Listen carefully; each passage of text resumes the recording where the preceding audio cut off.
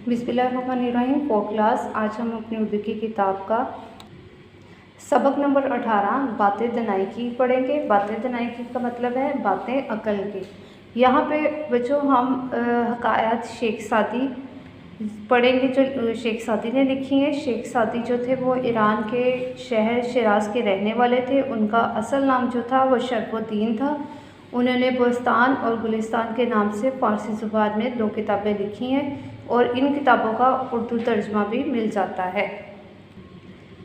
बातें दनाई की में सबसे पहले बच्चों हम मेहनत का पढ़ेंगे। बच्चों हातिम ताई जो थे वो अरब के मशहूर सखी इंसान थे। सखी कहते हैं जो लोग अल्लाह ताला की राह में अपना माल खर्च करते हैं। एक दिन उन्होंने 40 ऊँट ज़िबा किए और बहुत सारे लोगों को खाने की दावत दी।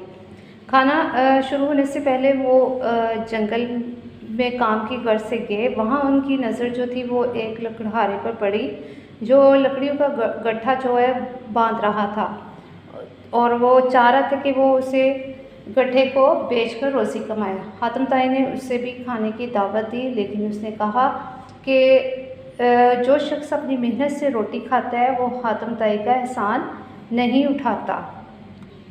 शेख सादी कहते हैं कि उन्हें असूल तालीम के लिए शिराज से बगदाद पैदल जाना पड़ा। पैदल चलते चलते उनका जो जूता था वो घिसकर टूट गया, जिसकी वजह से उनका एक तो जूता पहनना बहुत मुश्किल हो गया और दूसरा उनके पास पैसे नहीं थे कि वो नया जूता ख़रीद पाते। और चलते चलते जो थे उनके पाँव ज़ख्मी होकर और वो थक कर एक जगह पर बैठ गए और अल्लाह ताला से गिला करने लगे कि ए अल्लाह ताला, अगर तूने मुझे रकम दी होती तो मैं यूँ पैदल सफ़र ना करता, ना मेरा जूता टूटता, ना मेरे पाँव ज़ख्मी होते और ना ही मुझे ये तकलीफ़ बर्दाश्त करनी पड़ती। अभी वो ये सोच ही रहे थे कि उन्हें एक ऐसा शख्स नज़र आया जो कि मज़ूर था और उसके दोनों पाँव नहीं थे और वो अपने धड़ के बल ज़मीन पर बैठकर ख़ुद को घसीट रहा था। धड़ कहते हैं जिस्म का सर से निचला हिस्सा।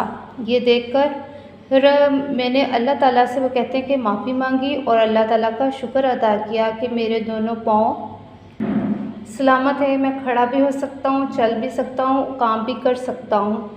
क्या हुआ जो मेरे पास रकम नहीं, सवारी नहीं, जूते नहीं। इस ख्याल के साथ ही मैंने सफ़र का, वो कहते हैं कि दोबारा आगाज़ किया। उसके बाद है हमारे पास इल्मुल दौलत। कि मिस्र में 2 भाई रहते थे। एक भाई को जो था बच्चों इल्म हासिल करने का शौक़ था और इस वजह से वो आलिम बन गया और दूसरा जो भाई था उसको माल दौलत जमा करने का शौक़ था, इस वजह से वो ख़जांची बन गया। ख़जांची कहते हैं ख़जाने की हिफाजत करने वालों को। उसके बाद जो है दौलतमंद भाई ने अपने जो आलम भाई है उसको हकारत से देखते हुए कहा, हकारत कहते हैं नफ़रत को, कि हम तो ख़जाने के मालिक बन गए और तुम मुफलिस ही रहे। मुफलिस कहते हैं गरीब को। तो आलिम भाई ने जवाब दिया कि भाईजान, मैं तो इस बात पर अल्लाह ताला का शुक्र अदा करता हूँ कि उसने मुझे पैगंबरों की मीरास यानी इल्म अता की, लेकिन आप क़ुरान की मीरास यानी दौलत पर फ़ख्र कर रहे हैं। इसके बाद हमारे पास आता है हकीकी ताकतवर। कि एक बुज़ुर्ग ने एक पहलवान को देखा तो सब गुस्से में उसको बुरा भला कहा। बुज़ुर्ग ने पूछा पहलवान को क्या हुआ, तो उन्होंने कहा कि ये कमबख्त 2-4 मन का वज़न तो उठा लेता है लेकिन एक छोटी सी बात बर्दाश्त नहीं कर सकता। बच्चों हम इस सबक से ये सीखते हैं कि मेहनत करने वाला जो इंसान है वो किसी का मोहताज नहीं होता और इंसान को हर हाल में अल्लाह ताला का शुक्र अदा करना चाहिए, यानी अल्लाह ताला की नाशुक्री नहीं करनी चाहिए। इल्म पैगंबरों की मीरास है, इसलिए इल्म को दौलत पर बढ़तरी हासिल है। यानी दौलत तो कम हो जाती है लेकिन इल्म ऐसी चीज़ें को जो कभी भी कम नहीं होती। हकीकी ताकतवर वो है जिसमें सब्र और बर्दाश्त का मादा हो। बच्चों सबसे पहले हम बातें दनाई की किताब पढ़ाई अच्छी तरह से करेंगे। किताब पढ़ाई करने के बाद बच्चों हमारे पास इसकी आती है मशक। मशक में हमारे पास है मायने समझे और जुमले बनाए। अल्फाज और उनके मायने दिए गए। जैसे अल्फाज है हमारे पास सखी, सखी कहते हैं प्याज या अल्लाह की राह में खर्च करने वाला। गट्ठा कहते हैं घास या लकड़ी का बोझ। इसी तरह बाकी सरगर्मी जो है आप लोगों ने अच्छी तरह से पढ़नी है और उसके बाद हमारे पास जब अल्फाज के मायने समझ में आ जाएंगे तो हम इनके जुमले बनाएंगे। जुमले हम अपनी नोट कॉपियों पे लिखेंगे।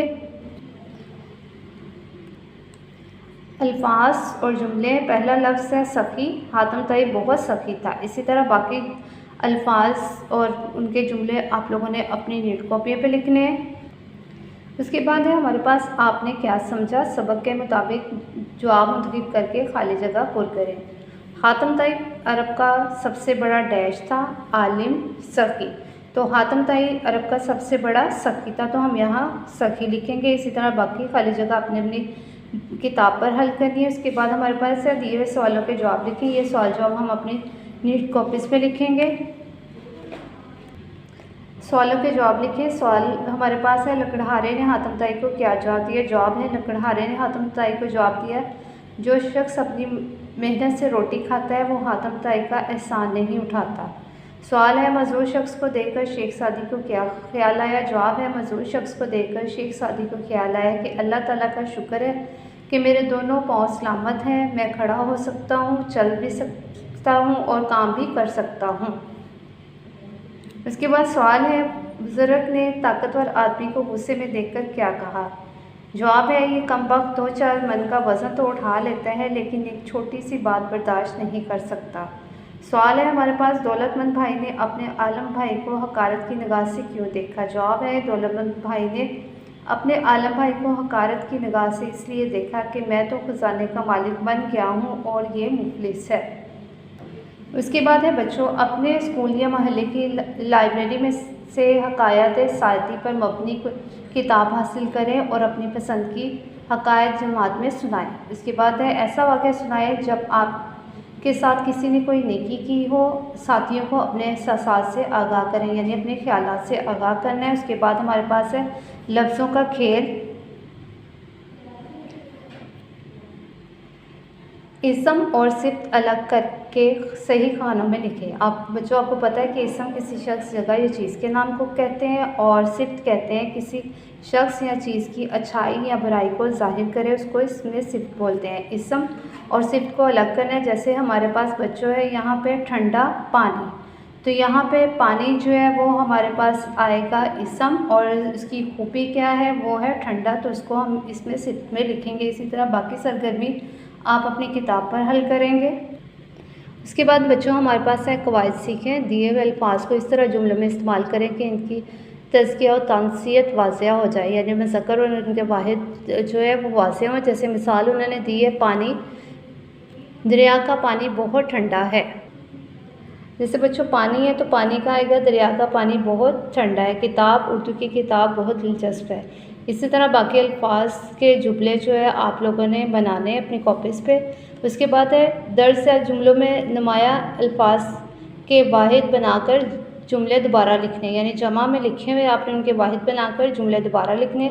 जैसे आदिल ने दरिया में मछलियाँ देखी, तो इसका लिखेंगे आदिल ने दरिया में मछली देखी। इसी तरह बाकी जुमले आप लोग लिखोगे। उसके बाद है हमारे पास दिए हुए हर जुमले में नुमाया अल्फाज, जैसे कि उन्होंने दिया हुआ दौलतमंद, शक्र-शुबा, नदार और मुफलिस एक दूसरे के मुतरातिफ है। आपको पता है कि मुतरातिफ अल्फाज वो अल्फाज होते हैं जो बोलने और लिखने में मुख्तलिफ होते हैं लेकिन उनके मायने एक जैसे होते हैं और इन्हें हम जो है हम मायनी अल्फाज भी कहते हैं। जैसे हमारे पास है क़ुव्वत, क़ुव्वत का मुतरातिफ है ताकत और इसका जुमला आएगा दूध पीने से ताकत मिलती है। इसी तरह बाकी अल्फाज के आपने मुतरातिफ लिखने और जुमले बनाने हैं। उसके बाद पढ़े में बच्चों हमारे पास पैराग्राफ दिया गया है जो आप लोगों ने दुरुस्त लफ्ज़ और रवानी के साथ पढ़ना है। उसके बाद हमारे पास है कुछ नया लिखें। दिए हुए इब्तदाई जुमले से आगाज़ करते हुए कहानी आप लोगों ने लिखनी है। यहाँ पे कहानी है झोंपड़ी में एक दफ़ा का जिक्र है कि एक झोंपड़ी में एक गरीब आदमी रहता था। आपने बच्चों कहानी सबसे पहले कि कहानी कहते किससे है कि किसी वाक़े को दिलचस्प अंदाज में बयान करना कहानी कहलाता है। कहानी को लिखते वक्त आपने कुछ बातों का ख्याल रखना है कि छोटे छोटे जुमले और आसान अल्फाज का इस्तेमाल करना है। आपने कहानी में किरदार आपस में बात कर रहे हो तो मफ़हूम के मुताबिक ज़माना इस्तेमाल करना है। कहानी में तरतीब, रब्त और तसलसल का ख्याल रखना है। कहानी सीगा माज़ी में लिखनी है और कहानी का अंजाम जो है वो पुरअसर और सबक आमेज़ होना चाहिए। आपने कहानी ये लिखनी है और कहानी लिखते हुए आप लोगों ने इन बातों को मद्देनज़र रखना है।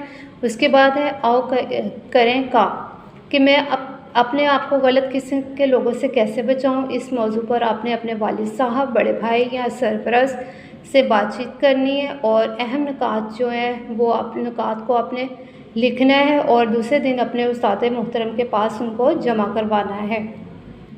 इस तरह बच्चों हमारा जो सबक है बातें तनाई की मुकम्मल होंगे। आपने इसको अच्छी तरह से याद करना है।